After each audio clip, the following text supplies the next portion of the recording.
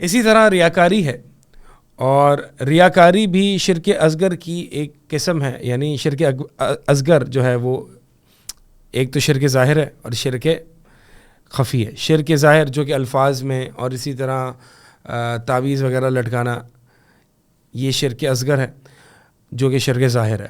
اور شرک خفی جو ہے، جو کہ شرک اصغر کی ہی دوسری قسم ہے. شرک خفی میں ریاکاری ہے اور سمعہ ہے. ریاکاری اصل میں کہتے ہیں کہ اللہ کی عبادت کرنا کسی مخلوق کو دکھلانے کے لیے، اور اس کی حمد و ثنا یا اس کی تعریف اور واہ حاصل کرنے کے لیے.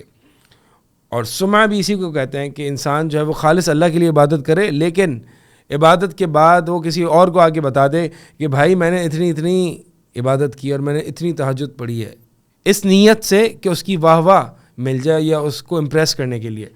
تو یہ سمعہ کہلاتا ہے. اب اس میں نوٹ کیجئے گا کہ انسان دکھا کیا رہا ہوتا ہے.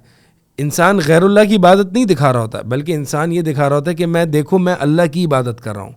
تو اگر اسی لیے اس کو، یعنی اس سے انسان کا کلی طور پر ایمان زائل نہیں ہو جاتا، اس سے انسان دار اسلام سے اس لیے خارج نہیں ہو جاتا، بلکہ یہ شرک اصغر ہے. یعنی یہ گناہ تو بہت بڑا ہے.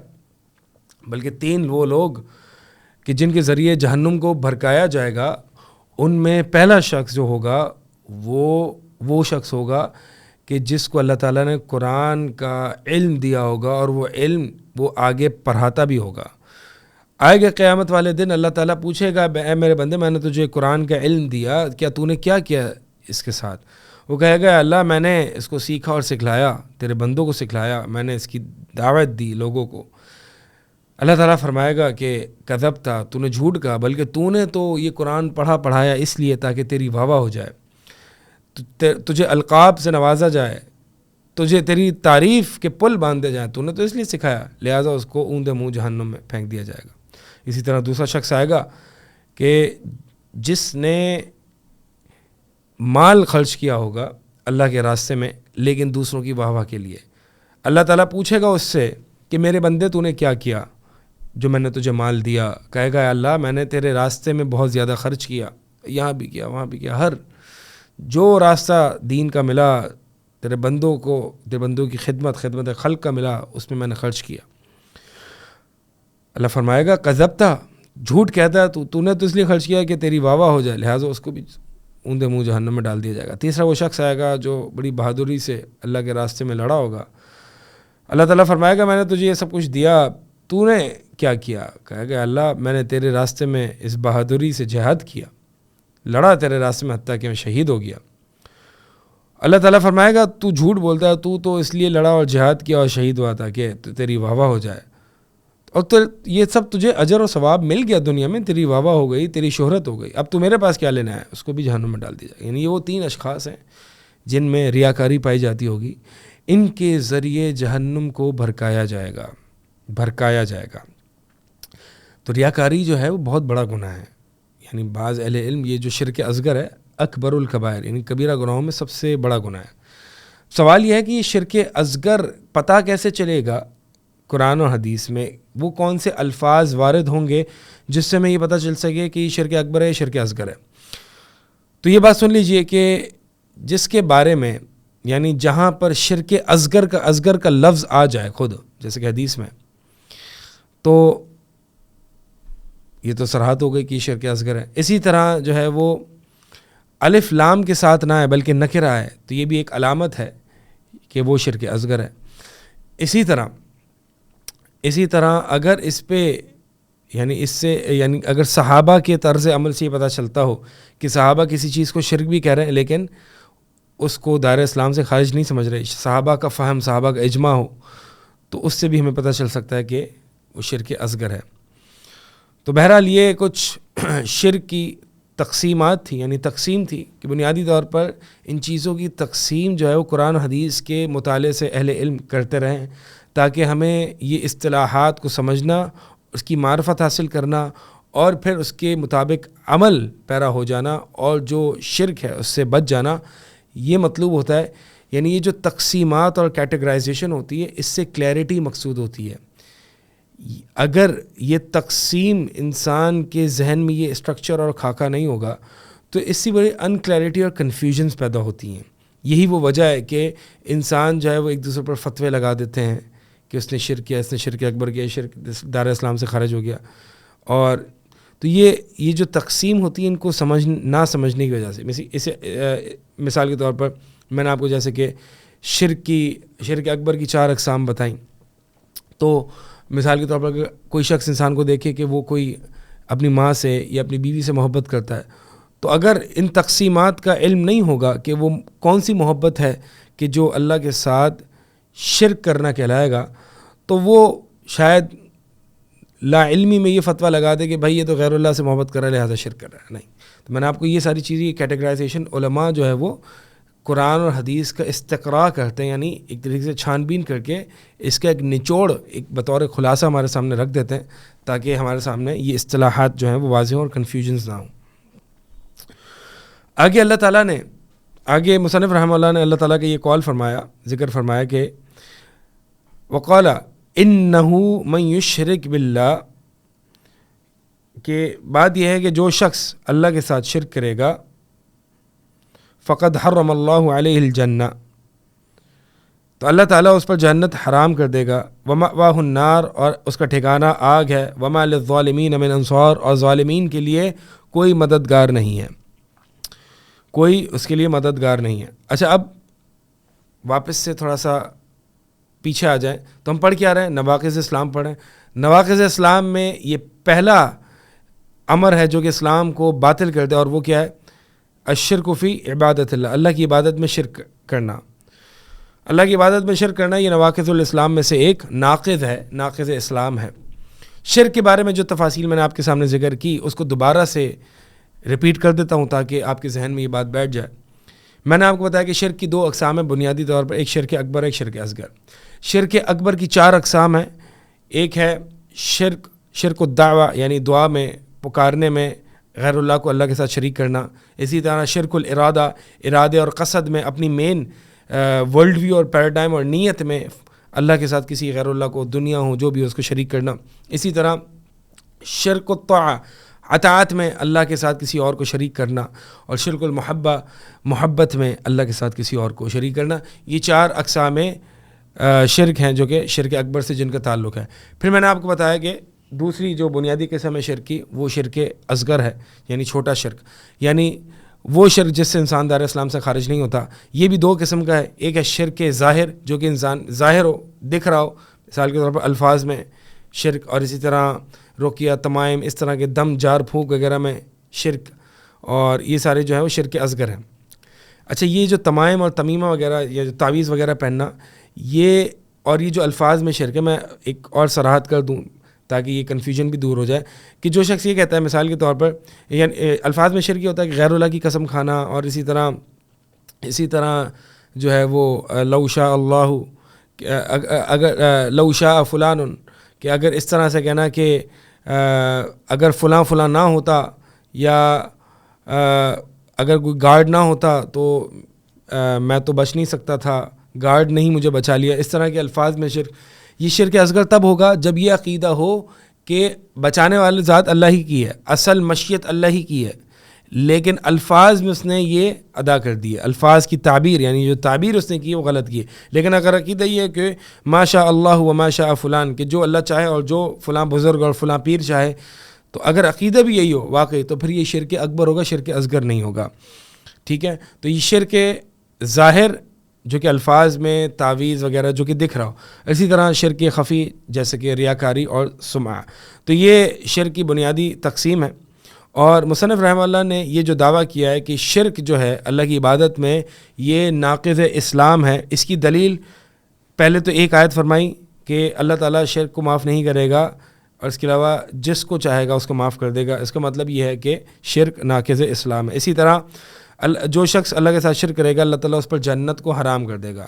تو اس کا مطلب جنت تو غیر مسلم پر حرام ہے. تو یہاں پہ یہ فرمایا کہ شرک کرنے والے پر اللہ تعالیٰ جنت کو حرام کر دے گا. اس کا مطلب یہ ہے کہ شرک ناقض اسلام ہے، اسلام کو توڑ دیتا ہے، اس سے انسان مسلمان نہیں رہتا بلکہ دائرہ اسلام سے خارج ہو جاتا ہے، تبھی تو اس پر جنت حرام ہے. وَمِنْهُ الذَّبْحُ لِغَيْرِ اللَّهِ. اور اسی میں سے اب مصنف رحمہ اللہ کچھ عبادات کی، یعنی ناقض اسلام کیا ہے؟ عبادات میں اللہ کو شریک ٹھہرانا. اب کچھ عبادات کی بنیادی مین اقسام جہاں پہ عموماً کلمہ گو مشرک شرک کرتے ہیں، ان مین عبادات کی اقسام ذکر کی، جس میں سے پہلی کیا ہے، ومن یعنی شرک میں سے یہ بھی ہے کہ الذبح لغیر اللہ، کہ اللہ کے علاوہ غیر اللہ کے لیے ذبح کرنا، غیر اللہ کے لیے ذبح کرنا. کمن یذبح للجن او للقبر، جیسے کہ کوئی شخص جو ہے وہ جن اور قبر کے لیے، یعنی للقبر او ای لصاحب القبر، یعنی قبر والے کے لیے ذبح کرنا.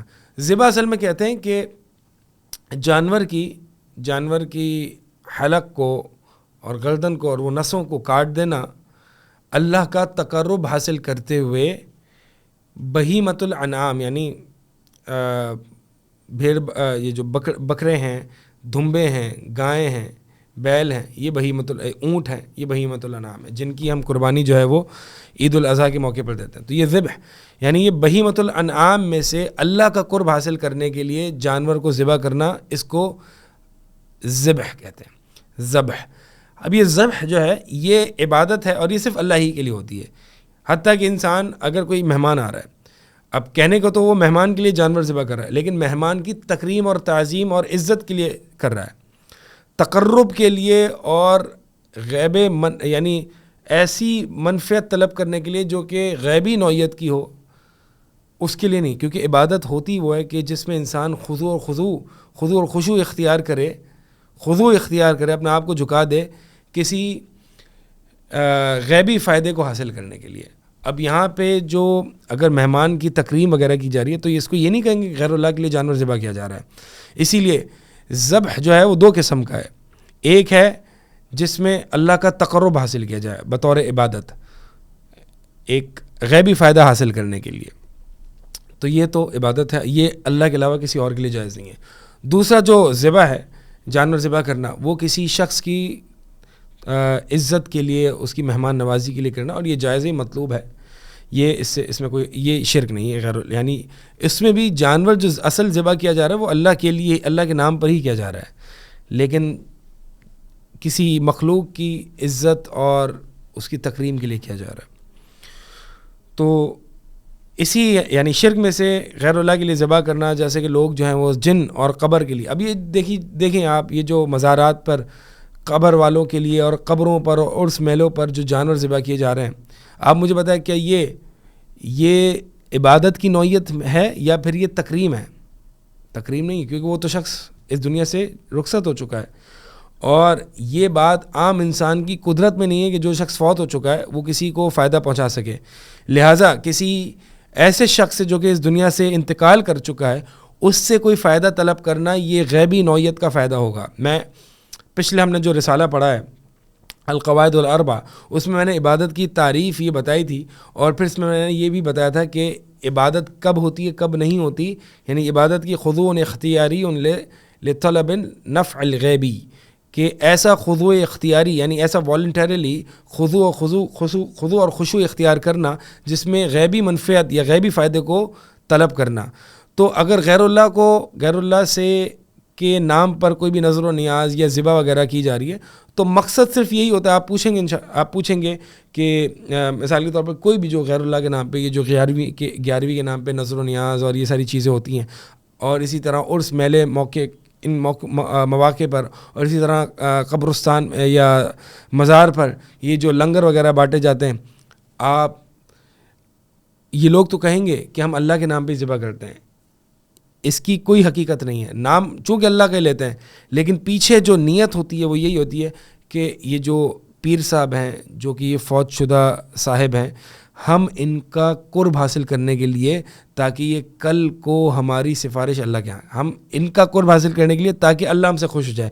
کیا یہ وہی عقیدہ نہیں ہے ما نعبدہم الا لیقربونا الی اللہ زلفیٰ، کہ جو مشرکین مکہ اپنے باطل معبودوں کو پکارتے تھے تاکہ وہ اللہ سے قریب ہو جائیں؟ تو یہ بھی ان کا بھی کہنا یہی ہے کہ ہم ان کے مزارات پہ ذبح کریں گے، اگرچہ یہ یہی کہتے ہیں کہ ہم ان کو ثواب پہنچا رہے ہیں، ہم ایصال ثواب کر رہے ہیں، ہم جو ہے وہ نبی علیہ الصلوۃ والسلام کے نام پر نظر و نیاز کر رہے ہیں، تو ہم ان کو ثواب پہنچا رہے ہیں. یہ بات تو بالکل ہی نہ سمجھ میں آنے والی ہے کہ جو بھی انسان نیکی کرتا ہے وہ نبی علیہ الصلوۃ والسلام کو اس کا اجر و ثواب تو پہنچتا ہی ہے، تو آپ کو سراحت کرنے کی ضرورت نہیں ہے.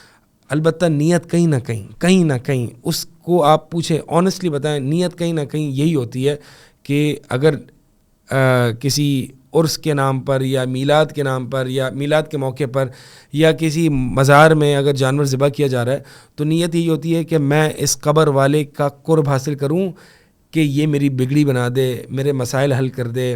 یہ اس کے پاس وہ غیبی قوتیں اور طاقت ہیں جو اللہ تعالیٰ نے ان کو دی ہیں. اگر میں ان کو خوش کروں گا، میں ان کے نام پر نظر و نیاز کروں گا، میں ان کے نام پر جانور ذبح کروں گا، میں ان کے مزارات پر آگے جانور ذبح کروں گا، ان کے نام پر لنگر تقسیم کروں گا، تو یہ بزرگان دین ہیں، یہ خوش ہوں گے، ان کے پاس غیبی قوتیں اور طاقت ہیں جو اللہ نے ان کو دی ہیں، لہٰذا یہ میری خدمت کریں گے، یہ میری بگڑی بنائیں گے. یہی تو شرک ہے، یہ شرک اکبر ہے. اسی طرح جنات کے لیے ذبح کرنا یہ مشرکین مکہ کیا کرتے تھے، اور آج بھی جو لوگ جادو ٹونے اور اس طرح کے معاملات میں جو پڑے ہوئے ہیں وہ جنات سے مدد لیتے ہیں اور پھر ظاہر سی بات ہے جنات ان کی مدد کرتے ہیں، اور یہ شریر قسم کے جنات ہوتے ہیں کہ جنات ان کی مدد کرتے ہیں. اور وہ آپ دیکھیں گے کہ کالا بکرا ذبح کر دو یا مرغی ذبح کر دو فلاں کے نام پر، یہ جنات کا مطالبہ ہوتا ہے جو کہ شریر قسم کی جنات ہیں.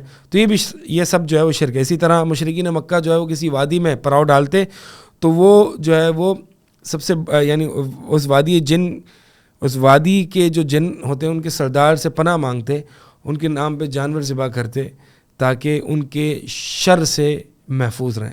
تو یہ سب جو ہے وہ عبادات کی اقسام ہے، یعنی یہ جو ہے وہ شرک ہے.